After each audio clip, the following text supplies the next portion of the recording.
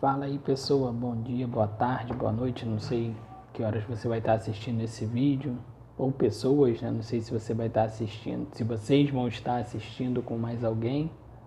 Sejam bem-vindas aqui, né? E nós vamos falar um pouquinho hoje sobre fé e conversão. Meu nome é Fabrício, eu sou da paróquia Nossa Senhora da Piedade de Magé. E antes da gente começar a falar um pouquinho sobre a fé e sobre a conversão, eu queria te convidar a fechar os seus olhos e rezar um pouquinho, né, pedindo a Deus que possa abrir o nosso coração para aquilo que Ele tem a falar, né, que Ele possa, através de mim, ser canal que eu possa ser canal da graça de Deus, que Ele possa falar através de mim e que você possa estar com o seu coração aberto àquilo que Deus tem a falar através de mim no dia de hoje, né? Nesse dia que você está vendo esse vídeo. Que o Senhor então possa vir sobre mim, sobre você que está vendo esse vídeo e tocar a minha boca, o seu coração, para que tudo que eu fale frutifique no seu coração e que Deus possa guiar o seu coração a partir de então para que você viva uma fé mais viva, para que você viva uma conversão mais verdadeira ao lado dele. Vamos rezar juntos a oração do Espírito Santo para que o Espírito Santo esteja em nós nesse momento. Vinde, Espírito Santo, enchei os corações dos vossos fiéis e acendei neles o fogo do vosso amor. Enviai o vosso Espírito e tudo será criado e renovareis a face da terra. Oremos. Deus, que instruíste os corações dos vossos fiéis com a luz do Espírito Santo, fazei que apreciemos retamente todas as coisas, segundo o mesmo Espírito, e gozemos sempre da sua consolação, por Cristo Senhor nosso. Amém. Estamos reunidos em nome do Pai, do Filho e do Espírito Santo. Amém. Não lembro se eu fiz o sinal da cruz no início, mas pela experiência diferente, né, de estar gravando o vídeo, tá um pouco nervoso. Se não fiz, perdão, fiz agora no final, né, fica valendo esse. Então vamos lá, começar a falar sobre fé e conversão. Primeiro vamos falar sobre a fé, né? Primeira coisa de tudo é a gente saber o que é a fé. Então eu fui procurar no dicionário para ver o que o mundo, né, o secular, fala sobre a fé, né? A fé no dicionário está escrito que é o seguinte: é uma convicção intensa e persistente em algo abstrato que, para a pessoa que acredita, se torna verdade. É excesso de confiança depositado em uma pessoa merecedora de fé. Então a fé, na verdade todos nós temos fé, não só em Deus, mas em qualquer coisa, né? A gente tem em qualquer pessoa, por exemplo, né? A gente tem fé nas pessoas, fé que um amigo seu, por exemplo, te conta, você conta uma coisa para ele e você fala, poxa, não conta para ninguém, é segredo, é uma coisa particular, e você deposita a sua confiança, você deposita a sua fé de que aquela pessoa não vai passar aquele seu segredo, aquela sua confidência para frente. Quando você pega um ônibus, você tem fé que o motorista tenha carteira para dirigir aquele ônibus que vai fazer com que você chegue até o seu destino. Então a fé, ela faz parte da nossa vida, né? Ela já é parte do nosso ser, né? A gente precisa um do outro para que a nossa relação com o outro seja completa, né? A gente precisa ter fé no outro, a gente precisa acreditar no outro. E a nossa fé em Deus parte também do mesmo princípio, né? A gente conhece a Deus, a gente passa a acreditar em Deus, acreditar que Ele existe, a gente conhece através de um encontro ou através da família, enfim. A gente conhece a Deus e a partir desse momento a gente passa a cultivar a nossa fé em Deus, né? E a fé, ela tem algumas diferenças, né? Algumas formas de se viver a fé, se assim a gente pode dizer, né? Primeira de todas é aquela fé que é passada pela família. Nosso país, ele é de grande maioria cristã, né? Que acredita no Cristo, então assim, possivelmente na sua família você conheceu a Cristo, conheceu a Deus, mesmo antes de você entender quem era Deus, quem era Cristo e tudo que aconteceu, né, nós católicos, nós somos batizados antes mesmo de aprender a andar, de aprender a falar, qualquer outra coisa, a gente é batizado. Então, os nossos pais, os nossos padrinhos, eles vão lá e professam a fé por nós, né? Eles assumem a fé em Deus por nós. E ao longo da nossa vida, eles têm esse processo de transmitir para nós essa fé, né? De levar até nós essa fé, de fazer com que a gente conheça Deus e que a gente passe a acreditar nele. Então a gente começa o nosso caminho na fé, na verdade, com os outros acreditando por nós, né? Quando a gente recebe lá o nosso batismo, a gente começa a fazer parte do corpo da igreja. Então a fé é embutida em nós pelo Espírito Santo no momento em que a gente é batizado, mas essa fé, ela é praticada pelos outros por nós, né? Pelos outros, para que a gente viva essa fé. E muita gente para aí, nessa fé que pai, mãe, padrinho, madrinha, ou vó, ou qualquer outra pessoa passa pra gente, né? Então, às vezes a pessoa fala, não, eu acredito em Deus, eu sei que Deus existe, mas não faço mais nada além disso, porque eu aprendi com a minha mãe, aprendi com meu pai, mas ninguém ia na igreja, eles só me falaram que Deus existe e eu acredito nisso. E para nós a fé tem que ir muito além do que isso, né? A fé pra gente não é só um acreditar em Deus, não é só confiar naquilo que Ele prometeu nas Sagradas Escrituras, vai muito além. A gente tem que ter uma experiência pessoal com Deus, ter uma experiência de amizade, ser amigo de Deus. Então a nossa fé tem que nos levar a uma amizade com Deus, a ser íntimo de Deus. Como eu falei ali no início, né, você ser amigo, você contar uma confidência para um amigo, é a mesma coisa com Deus. A gente tem que ser amigo de Deus a ponto de contar a nossa vida toda para Ele, mesmo que Ele já saiba, né, mas que a gente conte, que a gente faça essa confidência a Deus da nossa vida. Então a gente começa a trilhar esse caminho de fé, essa busca por uma fé mais apurada, mais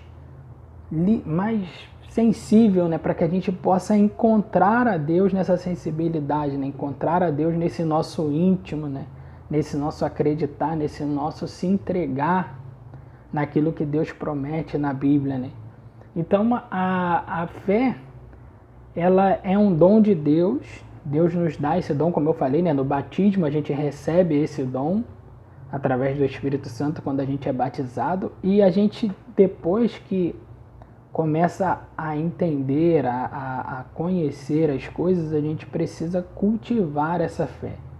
E a fé é cultivada através da oração, da leitura da palavra, da ida à Santa Missa, nos seus grupos jovens e etc. Né? Qualquer lugar que você esteja na presença de Deus, busque estar na presença de Deus, você tem uma oportunidade de cultivar a sua fé, né? Tem uma oportunidade de buscar aquele que você não vê, mas que você sabe que existe, seguir aquele que te prometeu tantas coisas e que você acredita que vai se cumprir em algum momento da sua vida.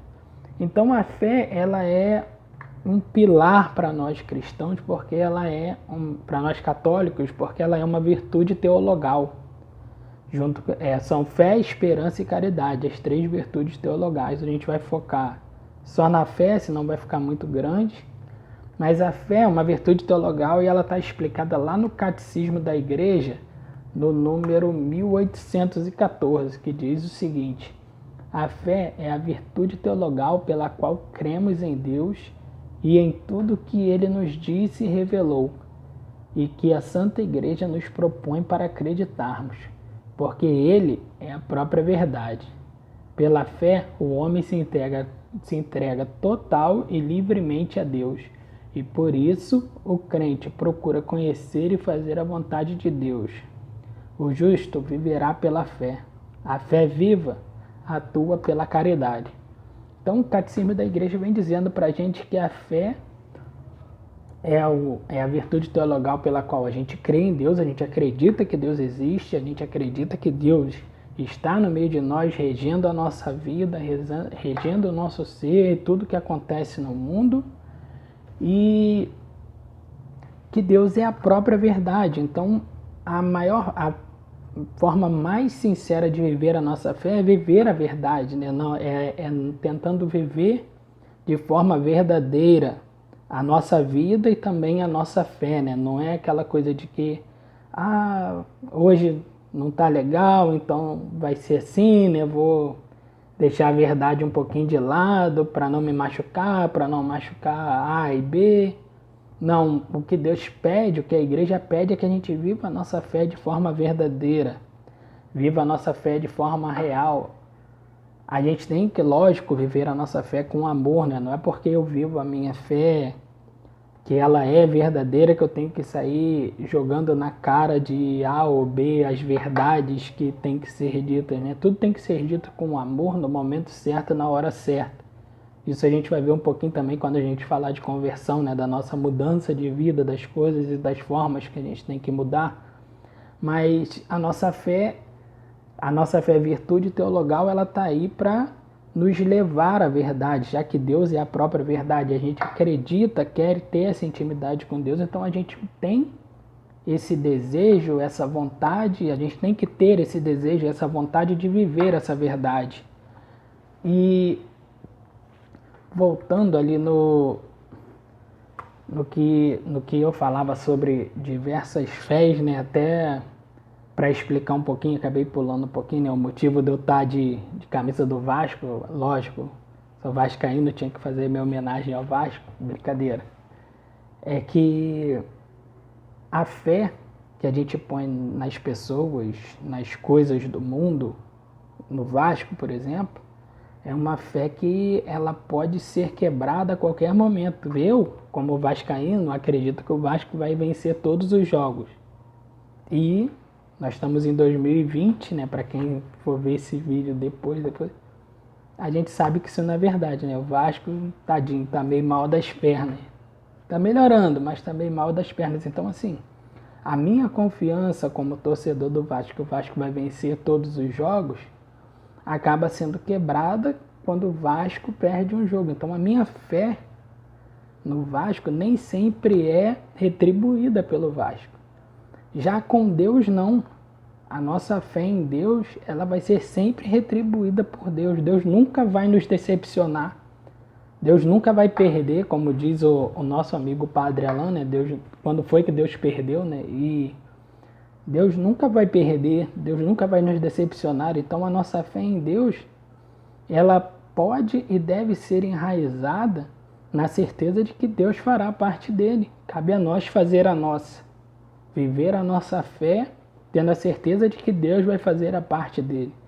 E nisso a gente acaba entrando no segundo ponto da fé, que é a fé que alguns padres da renovação carismática chamam de fé carismática, né? Mas é a fé que fala lá, que São Paulo fala lá na carta aos Hebreus, capítulo 11, versículo de 1 ao 3.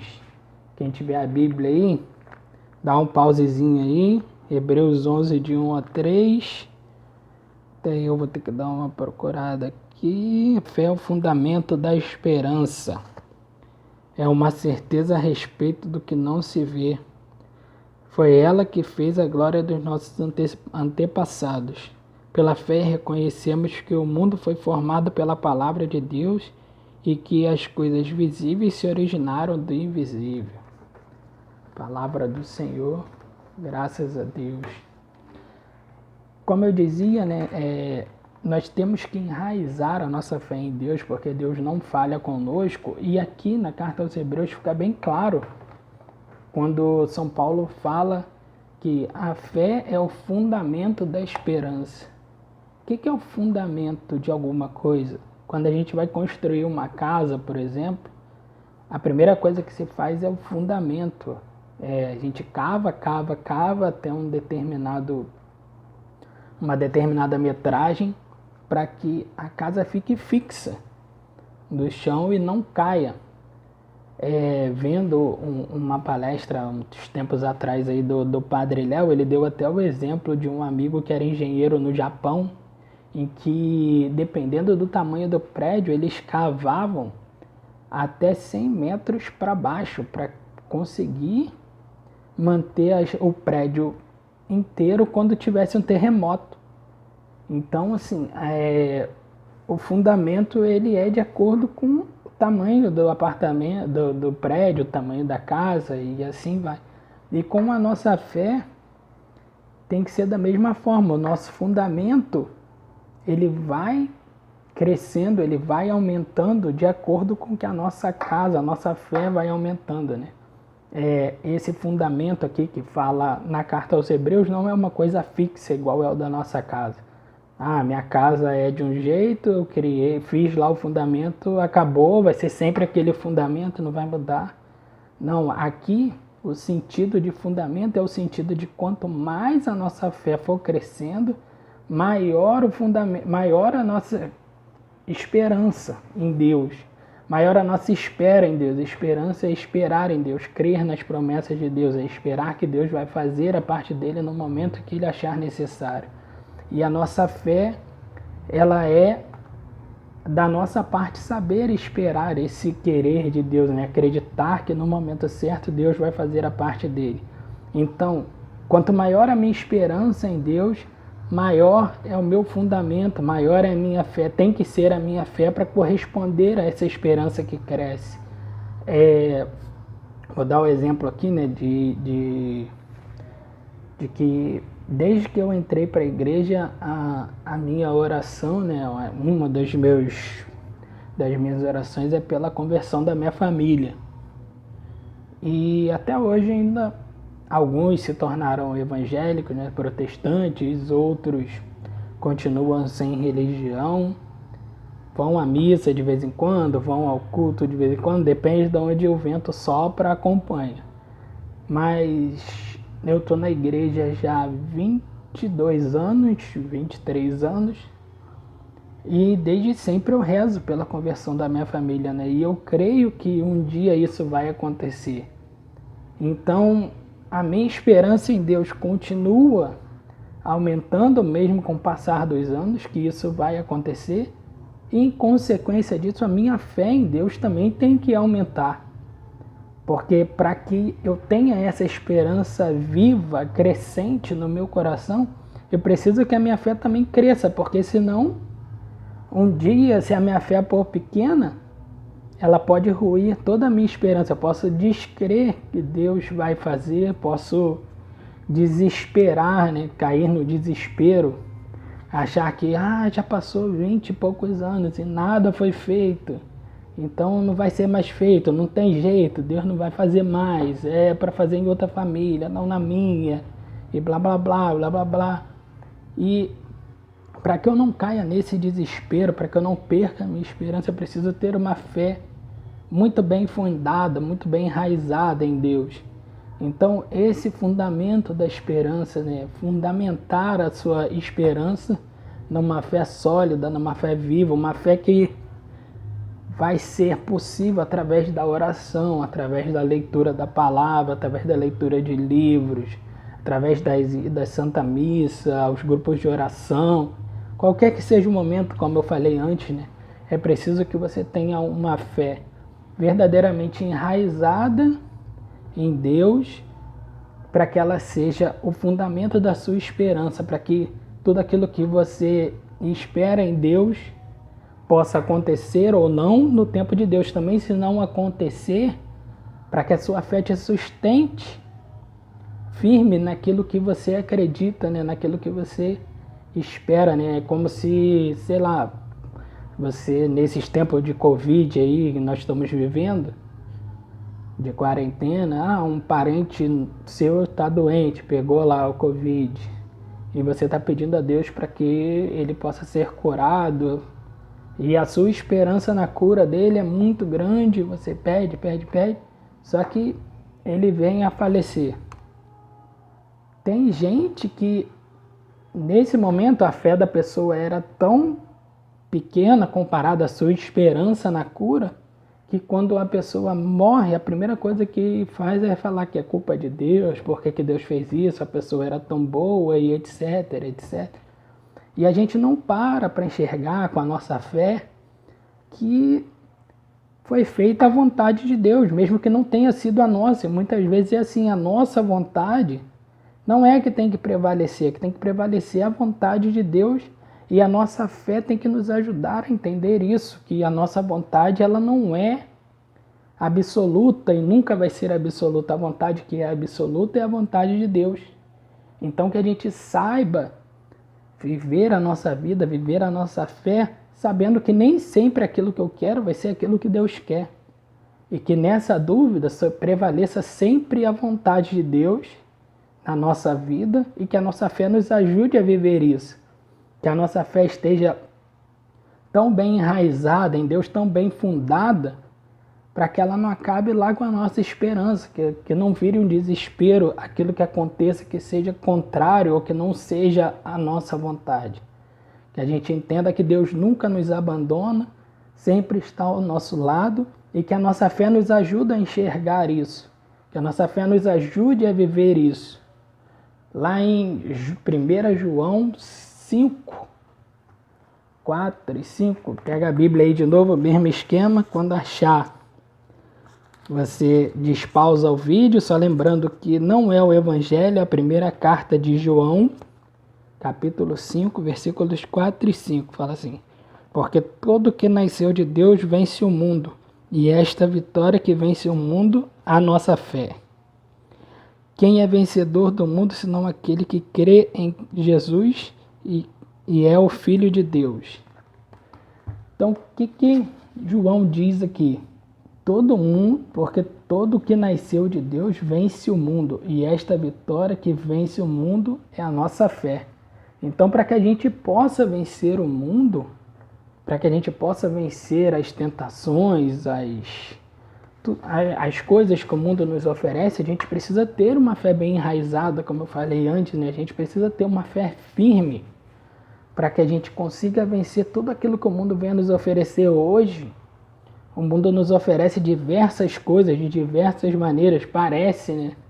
Parece não, né? Eles sabem o que a gente gosta, mas não deve fazer, né? Porque é sempre o que aparece primeiro, sempre o que aparece mais florido, mais desenhado pra gente. Então a gente precisa ter uma fé firme em Deus para que esse desejo de cair no errado, voltar para o mundo, né? Esse desejo de pecar seja vencido pela nossa fé. Que a nossa fé seja a nossa fortaleza nesses momentos, né? E ele fala aqui que quem é vencedor do mundo, senão aquele que crê em Jesus e é filho de Deus. Então, nós cremos em Jesus, nós somos filhos de Deus. Então, nós só precisamos que a nossa fé seja firme, seja sólida, seja fundada verdadeiramente em Deus, para que a gente consiga vencer o mundo, para que a gente consiga buscar a santidade, ser santos. Nós estamos nesse mundo para viver a nossa fé, para viver um processo de santidade. E esse processo de santidade precisa de nós esse crer, esse se abandonar em Deus com a nossa fé, né? A nossa fé vai nos fazer se abandonar em Deus, se entregar a Deus. Então que nós possamos verdadeiramente ter essa fé enraizada, firme, ligada a Deus a ponto de que a gente consiga se abandonar, né? Que a gente consiga se entregar, não pensar no que vai acontecer, no que vai ser feito, se é a minha vontade, se vai acontecer a minha vontade, se não vai, né? Que aconteça sempre a vontade de Deus, né? Eu lembro aqui agora do filme Todo Poderoso, né? Não sei se vocês viram, que no filme o cara lá que vira Deus, né? Ele sai dizendo sim para todo mundo, né? E o mundo vira um caos porque todo mundo ganha na loteria, né? No caso nosso aqui, todo mundo ganharia na Mega Sena. E aí cada um ganha um trocadinho, seria R$1, R$2. E todo mundo ganha. Então, assim, essa situação me dá uma clara certeza de que muitas vezes a gente não sabe o que pedir, né? A gente não sabe o que quer e só Deus sabe o que é melhor para cada um de nós e que a nossa fé nos faça enxergar que às vezes você pedir para ganhar na loteria não é aquilo que é o melhor para sua vida, por mais que você venha ter dinheiro e com ele tem outras coisas, isso pode acabar com o seu céu, por exemplo. Você pode perder o céu se ganhar na Mega Sena e por isso Deus não permite que você ganhe. Então que a gente possa, com a nossa fé, buscar a santidade, buscar ser santo, buscar estar unido a Deus, buscar estar junto de Deus, para que a gente possa viver o nosso processo de conversão, né? Conversão diária, converter-se ou mudar-se, né? Só para completar, né? O Papa João Paulo I disse uma frase seguinte: eis o que é a fé, entregarmos-nos a Deus, mas transformando a própria vida. Então a fé é se entregar a Deus, é aquilo que eu estou falando, né? A gente vai se entregar, vai se abandonar em Deus, né? Vai deixar que Deus faça a vontade dele independente da nossa e vai aceitar aquilo que for a vontade de Deus para a nossa vida. Mas para isso a gente precisa transformar a nossa vida. E aí que vem a conversão. A conversão, ela é uma mudança de vida, né? Não existe uma experiência concreta de fé se não houver uma concreta mudança na vida pessoal. A nossa fé, ela está ligada à mudança da nossa vida, né? Ela vai acabar sendo um disparador para que a nossa vida mude. A gente é impossível eu estar vivendo de um jeito hoje, conheci a Deus, aceitei a Deus, vou viver a minha fé, vou enraizando a minha fé em Deus, mas não mudo. Muito difícil. Então a gente precisa mudar para quê? Para alcançar a santidade, para alcançar essa conversão diária. Então, assim como eu falei na fé, né, na conversão, eu também fui lá no dicionário ver o que diz. A conversão no dicionário diz o seguinte: quando uma coisa passa a ser outra, transformação, ação de alterar ou modificar um sentido, caminho e direção. Então a conversão o que é? É a mudança, você vai mudar o sentido, você vai mudar a sua direção, você vai se transformar em outra coisa.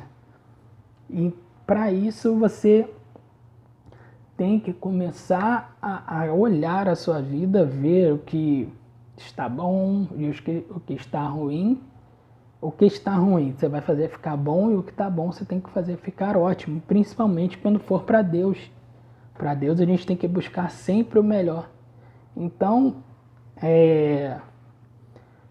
a gente vai mudar o sentido, vai mudar o rumo da nossa vida, a gente vai se transformar, como diz lá no dicionário, né?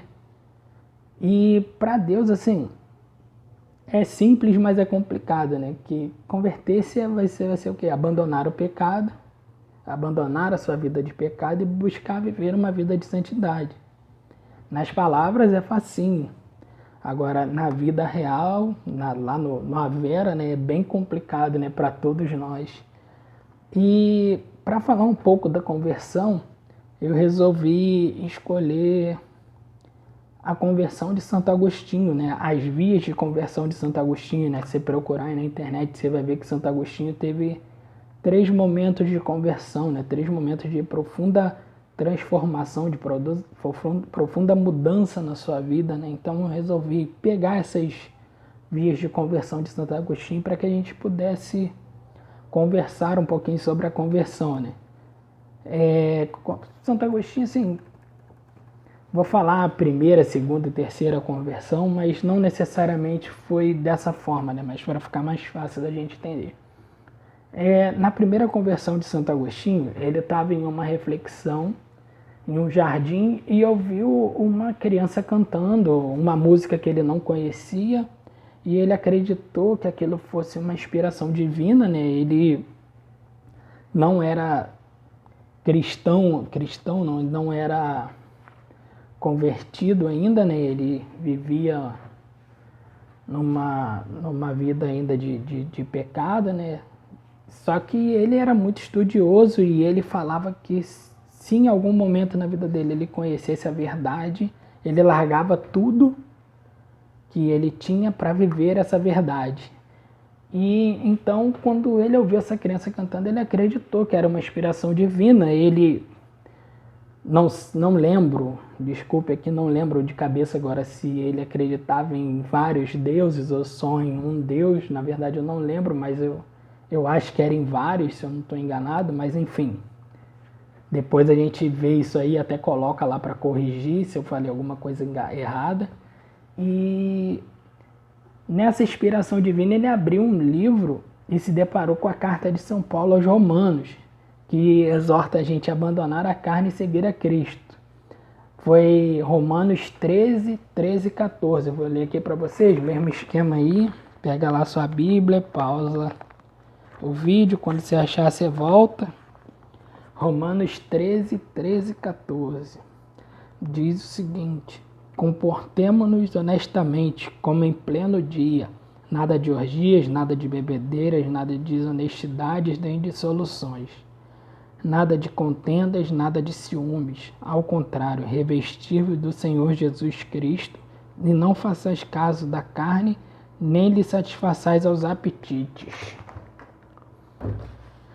Quando Santo Agostinho leu isso, ele se deparou com algo totalmente diferente daquilo que ele vivia. Santo Agostinho, ele tinha uma vida de pecado, né? Vivia uma vida totalmente errada, e quando ele lê isso, acreditando que era uma inspiração divina, era Deus falando com ele resolveu abandonar todas as coisas que ele fazia de errado para viver essa nova realidade, né? Essa coisa de que ele deveria se entregar ao Cristo para viver a sua vida a partir dali, né? Ele começou a encontrar a tal verdade que ele procurava através desse texto, vendo as coisas que estavam acontecendo na vida dele, vendo o que o texto falava e acreditando ser o próprio Deus, ele começa a enxergar ali uma verdade, e ele, a partir daquele momento, começa a abandonar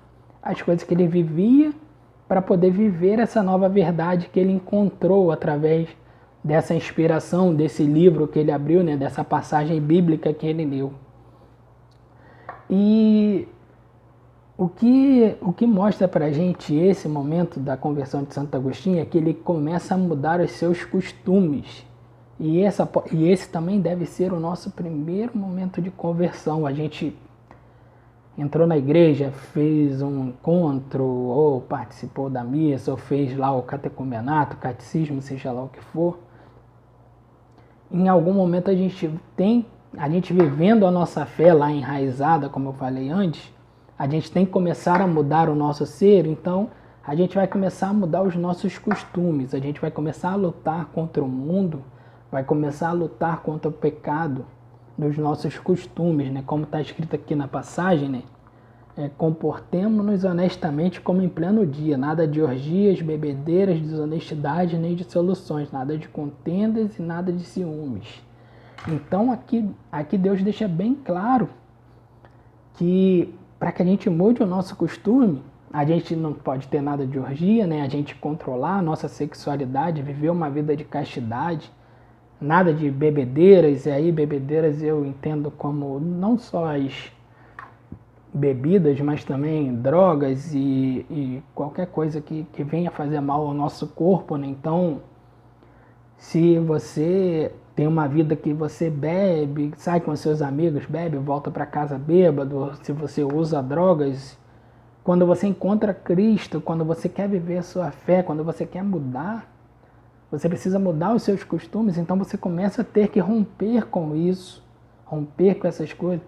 Aí fala também de falar dos outros, né, das contendas, contar mentiras, aí entra os xingamentos e tantas outras coisas que são costumes nossos, né? Às vezes a gente nem se liga, às vezes a gente tá conversando com um amigo, do nada fala uma mentira como se fosse uma verdade, e assim, a conversa continua, e amanhã depois você conta outra, e assim vai. Então, assim, é começar a se policiar, mudar esses costumes, se eu saio com meus amigos, eu bebo, eu uso drogas, então por enquanto eu não vou sair com os meus amigos, por enquanto eu vou ficar na minha casa, para que eu possa começar a vencer isso. Se eu vou para casa da minha namorada, a gente fica sozinho em casa porque os pais dela saem para passear, ou os meus pais saem, e nesse momento a gente faz sexo, a gente se toca. Então, se eu vou começar a evitar, quando alguém sair da casa eu saio também, para que eu consiga vencer esse problema na sexualidade. E assim com todas as outras coisas, a gente tem que começar a mudar os nossos costumes, começar a fazer diferente do que a gente faz hoje, fazer com que a nossa vida seja totalmente diferente, né? Eu quando entrei no Joan, quando eu entrei na equipe do Joan, né, a gente foi convidado a participar de um torneio de futebol. E tinha uma pessoa da equipe que era apaixonada por futebol, mas não jogava porque xingava muito, brigava com todo mundo. E a gente decidiu não jogar aquele torneio, não participar daquele futebol, para que a gente ajudasse o outro a vencer aquele problema que ele tinha com os xingamentos, com as brigas através do futebol. Então a gente, como grupo, né, como o Joan, decidiu não jogar para que ele pudesse se manter firme no propósito dele de mudar de vida. Então, assim, a gente tem que mudar os nossos costumes pela gente e também pensando no outro. Se eu sei que tal lugar não me faz mal, mas faz mal ao outro que está comigo, então eu não vou para ajudá-lo a viver a fé dele, né? A viver a conversão dele, né? A viver um momento de mudança na vida que ele tem que ter. Então que nós possamos começar, como primeiro passo da nossa conversão, mudar os nossos costumes, né? Lutar contra aquilo que é errado, lutar contra o mundo, lutar contra a minha sexualidade, lutar contra as drogas, bebidas e etc. É começar a se ajustar àquilo que Deus pede a nós, é começar a se arrumar naquilo que Deus pede a nós. Posso cair um dia ou outro? Pode, às vezes acontece. Mas é buscar firmemente não cair, buscar firmemente essa conversão, essa mudança, entender que para ser santo, para viver para Deus, não tem como mais fazer essas coisas. Se eu vivo a minha fé, se eu estou na frente de um grupo, se eu estou na frente de algo, ou então se eu participo, se em algum momento eu digo que eu sou igreja, eu preciso começar a romper com meus costumes que me levam a pecar. Eu preciso começar a mudar esses costumes que me levam a pecar. Então essa foi a primeira conversão de Santo Agostinho, mudar os costumes dele, né? Sair de uma vida de pecado e viver uma vida de santidade. E após ter recebido o batismo, né? Santo Agostinho não era batizado, quando ele foi batizado ele optou por viver a castidade, voltou para a África e vivia num monastério, né? Vivia a serviço de Deus, numa vida contemplativa e de estudo. Era aquilo que ele queria. Ele queria só contemplar as coisas e estudar. Santo Agostinho era muito inteligente. E ele chegou onde ele queria, né? Intelectualmente, estar vivendo o sonho da vida, né? Dedicando só a contemplação a Deus e aos estudos, não precisava fazer muita coisa. E Deus o chama a ser sacerdote, posteriormente ele foi bispo, mas ele deixou de viver a contemplação e passou a viver no serviço aos fiéis, que é aquilo que é o dever do sacerdote, do padre, do bispo. Então a segunda conversão de Santo Agostinho ocorre nesse momento, quando Deus o chama a ser sacerdote. Por quê? Ele já tinha encontrado aquilo que era o que ele achava ideal, né? Ele tinha conseguido vencer a sua primeira conversão lá, né? Superar os seus pecados, passar a viver uma vida para Deus, né? Ele foi viver num monastério lá, junto com os monges, num lugar onde era totalmente mais fácil, se assim a gente pode colocar, né? Viver essa santidade. E Deus o chama a ser sacerdote, a estar no meio do povo. E nesse momento, Santo Agostinho se vê tendo que mudar novamente para fazer a vontade de Deus nele. Ele passa por uma nova transformação, um novo momento de conversão. E nessa segunda conversão, Santo Agostinho tem que mudar a si mesmo, tem que mudar a si próprio.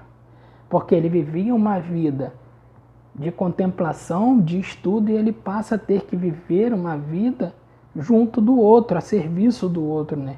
Então, é modificar o si, né? Se modificar a si, né? Lutar contra si, né? É modificar o seu caráter, lá seu orgulho, a sua vaidade, a sua arrogância, né? Você que, sei lá, tá muito tempo na igreja, acha que é o dono da igreja, né? Chega lá, não, do João eu sei tudo, do Faca eu sei tudo, de sei lá o que eu sei tudo. Então, deixar esse orgulho, essa vaidade de lado, Santo Agostinho teve que vencer isso a ponto de que Santo Agostinho, como eu falei, né, era muito inteligente, né, e ele vivia estudando. Ele tinha uma linguagem muito rebuscada, né, uma linguagem muito à frente do local onde ele se encontrava na África, né? E ele teve que aprender a falar de uma forma mais simples para que os outros o compreendessem. Então até o modo de falar Santo Agostinho teve que mudar, né? E aí entra também em nós essa mudança, né? Essa luta contra si, né?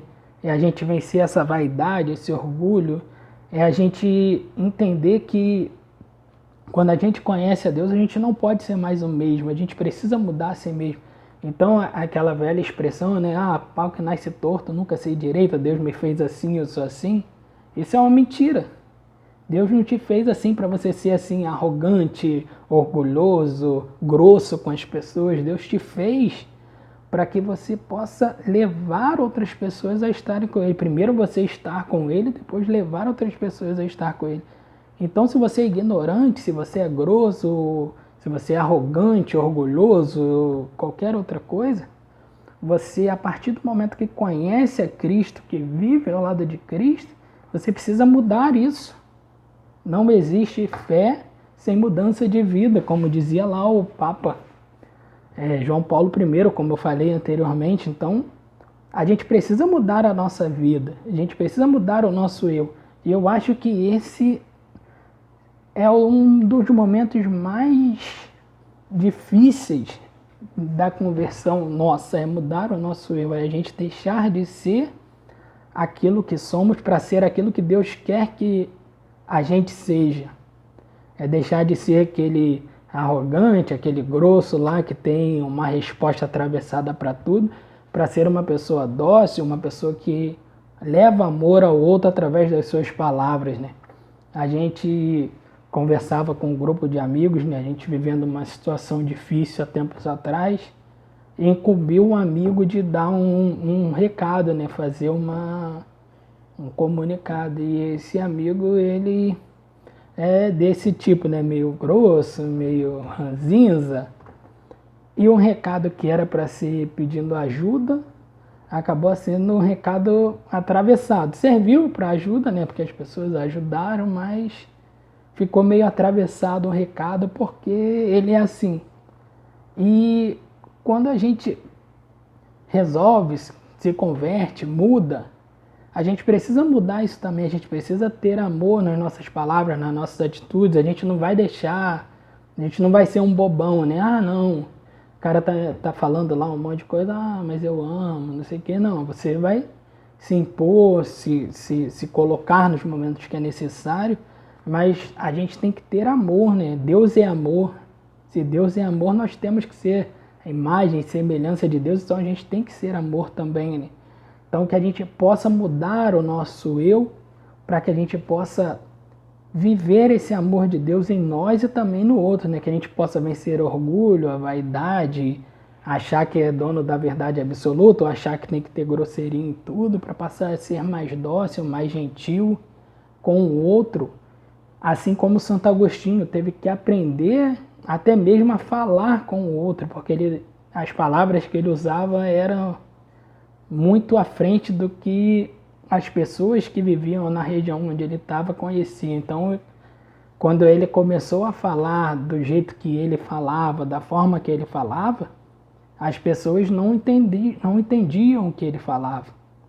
Então ele teve que mudar a sua forma de ser, a sua forma de falar, para que as pessoas compreendessem através dele a palavra de Deus. Ele falando como ele falava antes, ele não estava levando Deus às pessoas, por mais bonito que fossem as palavras que ele dizia. E quando ele mudou a sua forma de falar, ele conseguiu levar Deus às pessoas. Então assim também nós, né? A gente tem que mudar o nosso ser para que a gente consiga levar Deus às pessoas. Com orgulho, com vaidade, arrogância, grosseria, a gente não vai levar Deus a ninguém. Então, para que a gente possa levar Deus às pessoas, a gente tem que parar, analisar o nosso eu e mudar aquilo que tem que ser mudado para que Deus seja Deus na nossa vida e para que Deus chegue às outras pessoas através da nossa vida. Então essa é a segunda conversão de Santo Agostinho, saber mudar o eu, saber mudar o si. E Santo Agostinho ele acreditava que a forma dele se unir a Deus na perfeição era somente com os sacramentos, né? Unir-se a Cristo para Santo Agostinho era receber os sacramentos, viver os sacramentos e buscar todos os dias cumprir aqueles dois processos de conversão, né? Lutar contra os costumes e lutar contra si próprio. E assim ele ia se aproximando mais de Cristo, ia encontrando a sua santidade, né? Ia no seu caminho de santidade.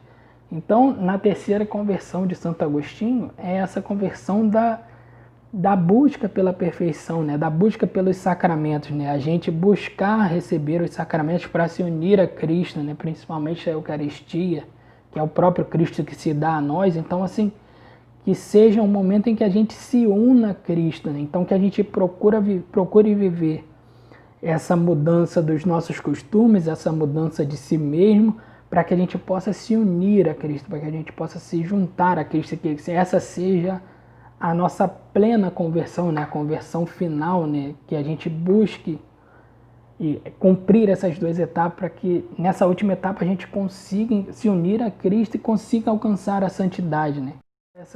Essa sequência aí que a gente tem que viver, né, com todo esse ardor aí, né, com toda essa dor, como diz o Dunga, né, tem que sangrar, né, e a gente vai ter que sangrar sim, vai ter que sangrar para mudar os nossos costumes, vai ter que sangrar para mudar o nosso eu, para que então a gente possa verdadeiramente se unir a Cristo vivendo uma vida de santidade, seguindo os mandamentos, os ensinamentos, para que quando as pessoas olhem em nós, elas possam ver aquilo que diz na palavra, São Paulo fala, né? Não sou mais eu que vivo, mas é Cristo que vive em mim, que as pessoas possam olhar para mim e enxergar o Cristo, não enxergar mais a mim. E assim foi o que aconteceu com Santo Agostinho, né? Ele se uniu de tal forma a Cristo, ele conseguiu vencer aquelas duas primeiras conversões todo dia e se unia de tal forma a Cristo através dos sacramentos que ele chegou ao ponto das pessoas olharem para ele e não verem mais ele, mas sim o próprio Cristo manifestado nele através das suas atitudes e dos seus atos, né? Para a gente terminar, eu vou só ler uma última passagem aqui, que é o Evangelho de Lucas, capítulo 19, de 1 a 8, para que a gente possa entender um pouquinho aí o que eu estou falando a respeito de Agostinho, para ver que não é tão novidade assim, né? Vamos lá, Lucas 19, de 1 a 8. Zaqueu recebe Jesus. Jesus entrou em Jericó e ia atravessando a cidade. Havia aí um homem muito rico chamado Zaqueu, chefe dos recebedores de impostos. Ele procurava ver quem era Jesus, mas não conseguia por causa da multidão, porque era de baixa estatura. Ele correu adiante, subiu num sicômoro para o ver, quando ele passasse por ali. Chegando Jesus àquele lugar e levantando os olhos, viu e disse-lhe: Zaqueu, desce depressa, porque é preciso que eu fique hoje em tua casa. Ele desceu a toda pressa e recebeu-o alegremente. Vendo isto, todos murmuravam e diziam: ele vai hospedar-se em casa de um pecador. Zaqueu, entretanto, de pé diante do Senhor, disse-lhe: Senhor, vou dar metade dos meus bens aos pobres, e se tiver defraudado alguém, restituirei o quádruplo. Disse-lhe Jesus: Hoje entrou a salvação nesta casa, porquanto também este filho de Abraão, pois o Filho do Homem veio procurar e salvar o que estava perdido. Era até o 8, mas eu li até o 10. Palavra da salvação. Glória a vós, Senhor. Zaqueu era lá, né, cobrador de impostos, né, aparentemente, pelo que no decorrer da passagem a gente acaba deduzindo, ele sacaneava o povo, né, tirava, roubava do povo, e Cristo mesmo assim quis estar com ele, né. Então, assim, se a gente parar para pensar, um pouquinho, né, de acordo com as vias de Santo Agostinho lá, né, as vias de conversão de Santo Agostinho, Zaqueu muda os seus costumes quando deixa de fraudar as pessoas nas cobranças de impostos e os restitui, os devolve aquilo que foi tirado, né? Então, assim, Zaqueu está mudando o costume de ser ladrão para passar a ser benfeitor. Ele, inclusive, fala que... Cadê? Senhor...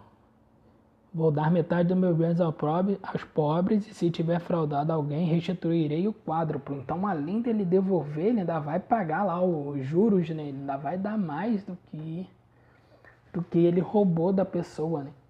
Então, ele muda o seu costume, né? Ele deixa de ser um ladrão e passa a ser uma pessoa que faz o bem àquele que necessita, né? Aquele que ele mesmo fez com que necessitasse, né? Que ele roubou.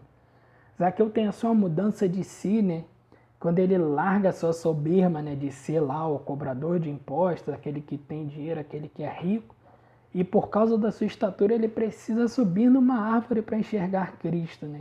Então, quantas vezes a gente, para enxergar o Cristo, a gente vai precisar fazer subir numa árvore e vencer lá a nossa soberba, o nosso ser, mudar os nossos comportamentos, né? Então, Zaqueu teve que mudar o seu comportamento, né? Provavelmente Zaqueu devia ser recebido com festa onde ia na alta sociedade, né? Por ser um cobrador de impostos, por ter dinheiro. E quando Jesus vai passar no meio do povo, Zaqueu passa a ser somente mais um do povo. E entendendo que era mais um do povo e não tendo estatura suficiente para ver Jesus, ele sobe na árvore, né? E a gente também, né, às vezes pode não ter estatura suficiente, ter a nossa fé suficientemente forte ainda para ver Jesus, para estar ao lado de Jesus. Então a gente precisa subir numa árvore também. O que vai ser essa árvore? O seu grupo, um amigo, o padre, na direção espiritual. Aí cabe a nós enxergar aonde a gente precisa, até onde precisa mudar o nosso eu. Às vezes um médico, não sei, às vezes já é tão compulsório o seu eu dessa forma que você precisa de um psiquiatra, um psicólogo ou qualquer outro médico para te ajudar a mudar, né? Tem gente que tem vício em mentir, em roubar e que às vezes só o acompanhamento médico ajuda a mudar isso. Então, assim, nós temos que enxergar o que precisa ser a nossa árvore para que, assim como Zaqueu, a gente enxergue Cristo, né? A gente passe a ver o Cristo. E, por fim, Zaqueu se une a Cristo, doando o que tem aos pobres, né? Seguindo o que Cristo pregava. Né? Cristo prega que a gente tem que dar àquele que não tem, né? E Zaqueu faz isso também quando dá aos pobres. Assim, mudou os seus costumes e também se uniu a Cristo, dando aquilo que tinha a quem mais necessitava, né? Mais necessitava. Então, para finalizar, para que a gente termine, né?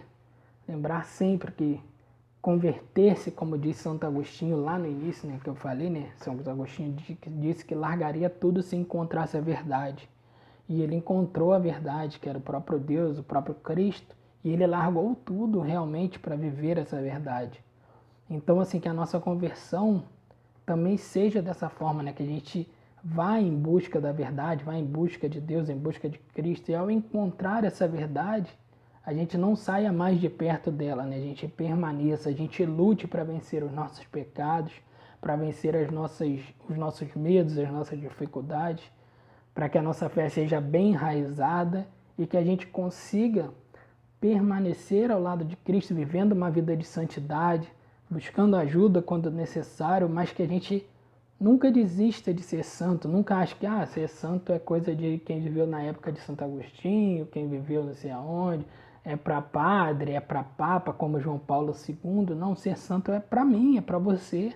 Ser santo é para a gente precisa ser santo para que a igreja continue sendo santa, para que a igreja continue sendo santa entre a igreja militante nós pessoas, né? A igreja em si é santa, é a esposa de Cristo, né? O Cristo é o cabeça da igreja, então a igreja tem o seu lado santo, porque ela é regida por Cristo, tem o seu lado pecador por nós, né? Então o lado pecador da igreja, ele precisa ser santo e para isso precisa que nós sejamos santos. Então que a gente possa agora num breve momento aqui, né, mais uma vez fechar os nossos olhos e pedir a Deus que venha aumentar a nossa fé, venha nos dar uma conversão de vida diária, né, que a gente possa mudar os nossos costumes, mudar o nosso eu, se unir a Cristo, assim como Santo Agostinho, para que nós possamos viver verdadeiramente a nossa vocação principal, que é ser santo, né? Senhor, eu te entrego nessa noite, nesse dia, nessa tarde, a nossa vida, a minha vida e a vida daquele que está assistindo esse vídeo, para que o Senhor possa reinar em nossa vida, ser o Senhor da nossa vida. Que o Senhor venha aumentar a nossa fé. Nós sabemos que a fé é dom teu, Senhor, então aumenta a nossa fé para que nós possamos viver o teu dom. E também venha, Senhor, nos ajudar a mudar a cada dia, né? A nos converter a cada dia, a ser um pouquinho mais teu, um pouquinho mais próximo de ti, Senhor. Ajuda-nos a mudar os nossos costumes, Senhor. Tira de nós, Senhor, o desejo de estar em situação de pecado. Ajuda a mudar o nosso eu, Senhor. Se eu sou orgulhoso, se eu sou arrogante, se eu sou qualquer coisa, Senhor, que venha prejudicar o meu irmão, ajuda-me a enxergar e mudar isso, Senhor. E por fim, Senhor, une-me a Ti, Senhor. Faz com que eu viva inteiramente a minha vida unida a Ti, para que eu possa ser santo assim como Tu foi santo, Senhor, para que eu possa ser assim como Tu. Ajuda-me, Senhor, a viver a minha santidade, a viver a minha vida na igreja. Olha, Senhor, por mim e por todos, Senhor, que vão ver esse vídeo, todos os outros, para que possa ser, Senhor, um momento de unidade contigo. Tudo isso pedimos pela intercessão de Maria. Roga por nós, Senhora, intercede por nós nesse momento da nossa vida em que estamos assistindo esse vídeo, para que a Senhora venha estar ao nosso lado, nos guiando até o Teu Filho Jesus. Ave Maria, cheia de graça, o Senhor é convosco. Bendita sois vós entre as mulheres, e bendito é o fruto do vosso ventre, Jesus. Santa Maria, Mãe de Deus, rogai por nós, pecadores, agora e na hora de nossa morte. Amém. Estivemos e estaremos sempre reunidos em nome do Pai, do Filho e do Espírito Santo. Amém. Galera, valeu. Espero que tenha sido de grande valia para todo mundo, assim como foi para mim estudando. Pessoal da organização, obrigado pelo convite, né? Obrigado por ter acreditado nesse miserável servo de Deus aqui, né? Que eu possa ter ajudado vocês nessa missão. Fique com Deus e até mais. Fui.